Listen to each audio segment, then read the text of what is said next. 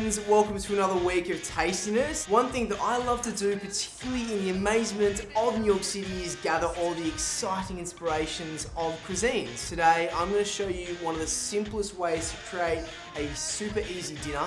It is a red vermicelli curry, and it is honestly one of those really simple textual things to do. There's a few little tips along the way that you're going to pick up and get that aha moment, which is what I'm after. So all you have to do to start off with is, over here I've got this beautiful bowl of vermicelli noodles that have been soaked in some cold water. They can get really starchy and quite sloppy, so by putting them in cold water beforehand, then putting them in the bowl, which you'll see what we do at the end, you get a beautiful texture, it's not sloppy, and it gets that saucy curry flavor all through them. This is Southeast Asia, meets a bit of Japan, and I guess a few techniques from China too. So over here, we've got some cilantro, some green onion or some scallion. Over here, we've got some red curry paste. Now you guys have seen, if you've been looking at my channel for a little bit, you've seen me make a curry paste from scratch. So you can do that just by clicking through right now, or down below in the comment section there's a link to the curry paste. Super simple, and I usually just store it in a jar at home, in a mason jar, and I use it for a variety of number of reasons throughout the week. Ginger, garlic, bean sprouts, and fresh out of my herb garden, the basil. With any Asian cuisine, you start with garlic, ginger, and of course some sort of onion, in this case, lovely green, hello. And so all we're going to do now is just get our garlic crushed. So take your end off. Onto the ginger.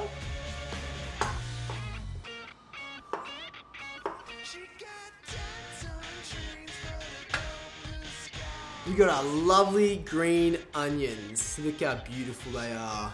They need to be chopped.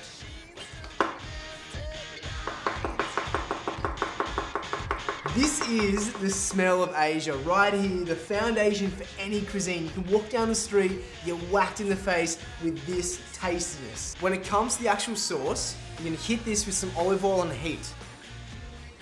So now that our oil is quite easily distributing the pan, you're gonna get in our beautiful base of the ginger, garlic, and onion. So what you're looking for here is you're releasing all the extra moisture, and you start to smell the fragrancy really start to do its thing. And you thought this smelled great? Well, I'll tell you what, once this bad boy goes in, it's heavenly. Oh yeah, oh yeah. When it comes to a curry, there's one thing that is absolutely crucial: coconut milk.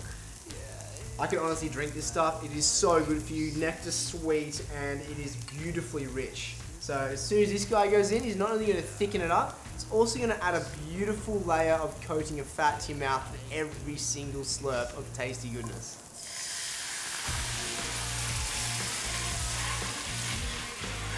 Okay, so you got this beautiful curry, and all it is your garlic, ginger, onion, and your paste.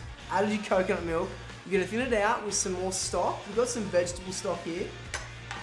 We have one tasty curry sauce. It is that simple. You saw you can recreate your own curry paste from scratch on my earlier parts of my channel, and now you can create your own curry itself. And you really don't need that much. And so if you don't have time to make your own curry paste, just buy a store-bought jar. Super tasty. From here, all you do is just season accordingly. Always have lemon juice or rice wine vinegar, something acidic to allow you to have that seasonal note. And of course, nothing is more Asian than fish sauce. So, in goes a touch of that little number. It'll roll out a juicy goodness. This is the best way to get the maximum amount of juice out of your lemon. Beautiful, squeeze it, allow those extra pockets of juice to escape before slicing in. Into wet and wild. Oh, so good. So good. So simple, really cheap as well, like super affordable. It's one of those things you just make in bulk and you have it for days, and have it with rice, have it on its own, serve it up with vegetables, have it vegetarian style, or even add a bit of meat, maybe some shrimp, some chicken, slow cooked beef.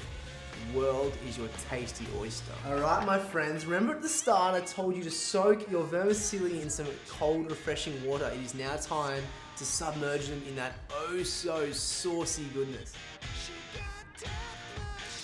I've got some delicious vermicelli soaked in amazing curry sauce. It is time to plate these lovely numbers up. That is Southeast Asian, China, Japan, all in a pot to me. Let's finish it off though, the garnishes. So we've got here some beautiful Enoki mushrooms. Hello lovelies. And I'm just gonna take a bunch of them off and put them around the side. And then we made this lovely sauce for a reason. Look at that rich goodness. Now we've got some lovely bean sprouts, just for a bit of extra height and texture. And then just because of that lovely color we all love, some cilantro. And then of course, my lovely, beautiful basil from my herb garden. And that's it. Like, you can do so much to this. That's the basis of what you can do. And that's how simple it is. As I said, you can add chicken, you can add other vegetables, you can add tofu, you can go shrimp, you can go beef. There are so many possibilities, but you wanted to know how to make a simple curry with vermicelli noodles. You know how to make your own curry paste, so if you don't, you've got my option here on the channel. Let me know what else you want to cook, because my friends, this is the simple red vermicelli curry. I'm Dan Churchill, guys. Hit subscribe, comment down below. I really love always interacting with you, so let me know what you think. See you next week.